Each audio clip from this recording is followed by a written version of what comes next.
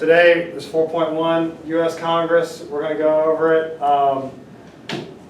Let's follow along with the quiz online. The first question is on the first slide. So, there we go. I gotta hide that.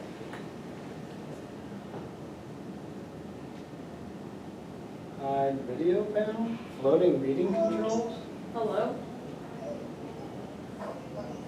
Lineage. What is it? Stop, stop. Everybody can hear you.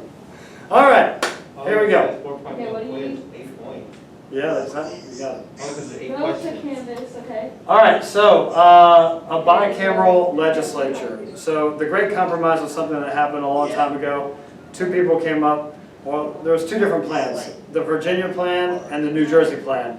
Okay. The New Jersey plan, one house legislature. What do you mean? What is that? Fucking.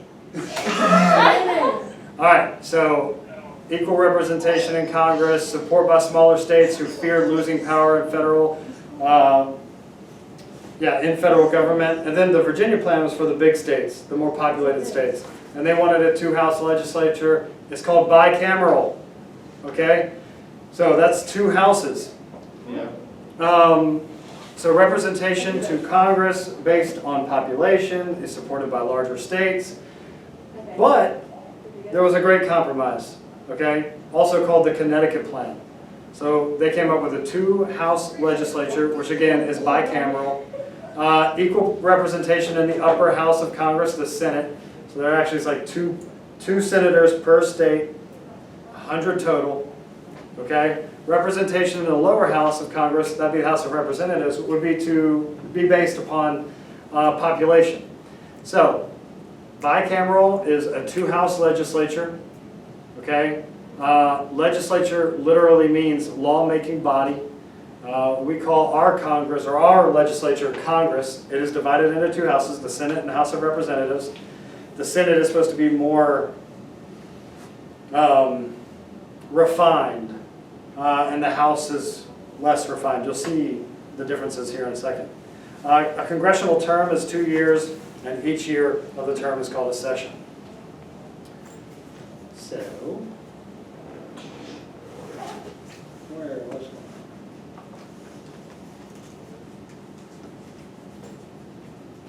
All right. Qualifications in terms of U.S. senators. So, you got to be 30 years old.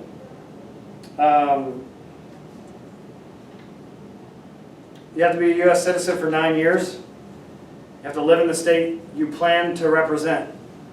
You have to be born there? No. How long do you have to live there? Not very long if you don't want to. I could move to South Carolina today, all right, and be running for a South Carolina Senate seat in U.S. Congress in 2 seconds. Am I a South Carolinian? No. Maybe. You know, people do that. They serve 6-year terms, no term limits at all, so you could get in whenever you're 30 years old and you couldn't leave until you were voted out. And that happens to people. And you'll notice something about Congress. You'll notice something about senators. They're old.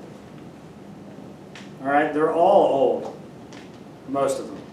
It's sad because obviously we probably feel a little bit more of a youth type of a vibe in the United States whenever the people who are leading us possibly in Congress, senators, have a, I don't know, ancient type of mindset, right? They came from a different time. So elections are staggered, so no more than 1/3 of the senators are up for election at one time.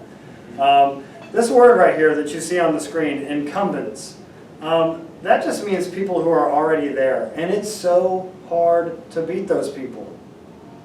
They have these special powers pretty much. It's called franking privilege. They can send anything through the mail for free. So they can send all of their little campaign things for free out into the world. But a person who isn't in Congress, They have to pay for it. All right?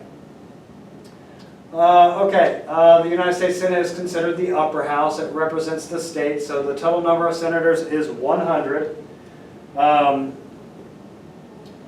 So this would actually be somewhere on question 3 on your quiz. Total number of senators is 100. 2 senators per state. Both senators represent the entire state. Okay? They are looking out for, for our example, would be North Carolina. They are elected directly by us to represent the entirety of North Carolina. The United States Senate leaders. The leader of the Senate is actually the Vice President of the United States, which we know that's Mike Pence right now. So the Vice President is the constitutional leader of the Senate. His only duty is to preside over Senate meetings. He decides who can speak, which bills get discussed. Only votes in case of a tie. So 50 senators here, 50 senators there, that's it. Then all of a sudden it comes down to a tiebreaker. That would be Mike Pence's vote, which would be obviously on the conservative side of things. So currently he is the leader of the Senate. But he's not always there because he works for the president. Yes. So when he is working for the president, somebody else takes over. That's the president pro tempore. So he runs the Senate when the vice president is doing work for the president. He's a member of the majority party, okay? He always votes. All right, and currently it's Chuck Grassley of Iowa. He's a Republican. So there's the U.S. Senate leaders.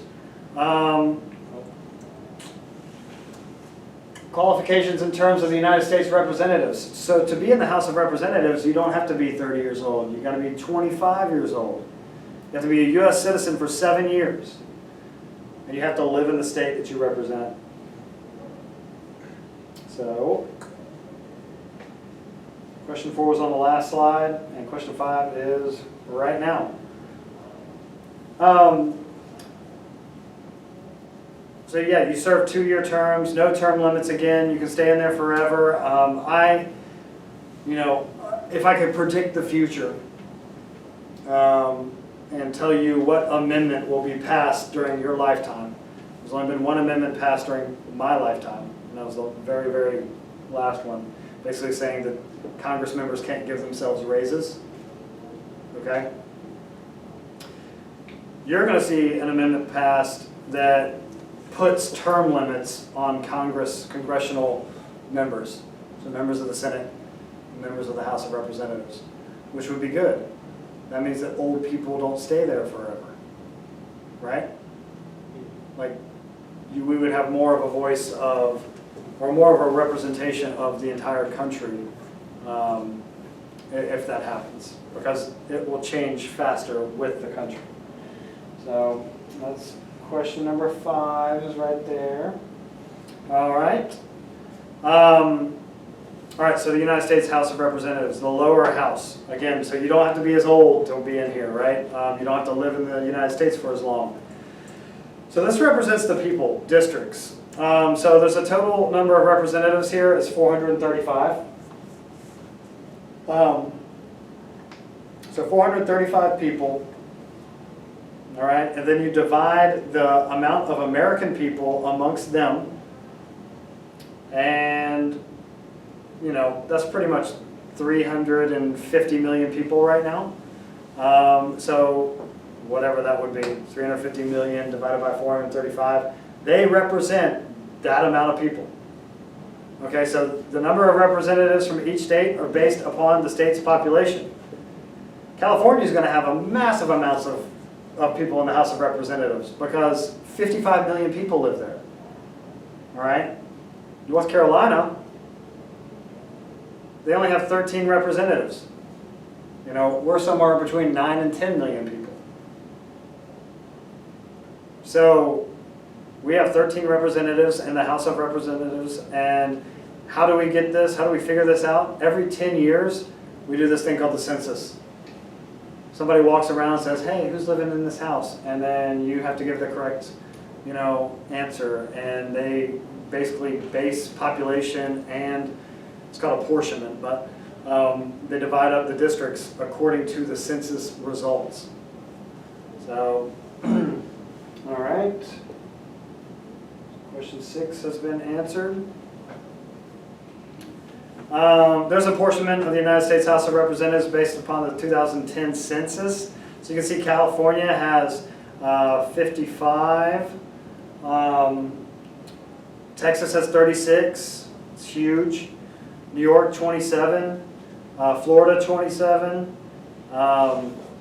Alaska 1. That's sad, isn't it? South Dakota, North Dakota, Montana, Wyoming, all 1. Vermont 1. Yeah, so you live in a pretty decent state when it comes to deciding whether or not, we have representation in the House of Representatives. All right, let's keep on going. The House of Representatives, states are divided into districts. We've talked about that. Each district is represented by one person. That's called apportionment. So states draw districts to include roughly the same number of constituents, and constituents is just people represented. This is what the North Carolina districts look like.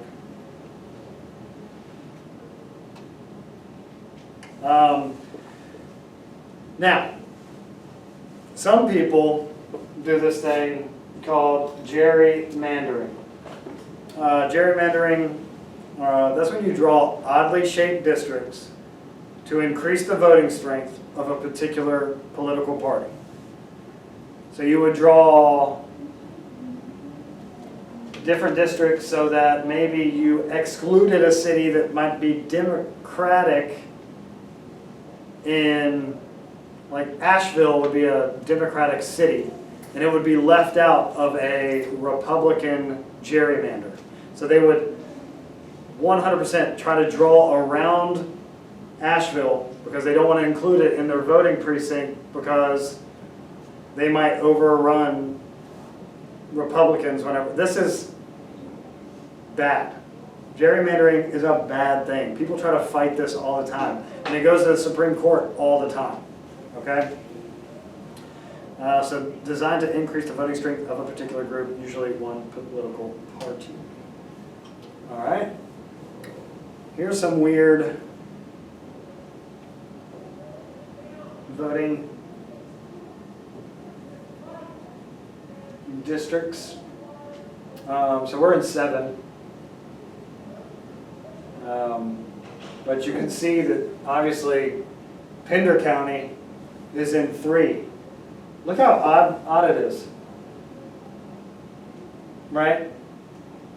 Why isn't Pender County lumped in with us, with the 7? Because they gerrymandered to increase voting strength of a particular place.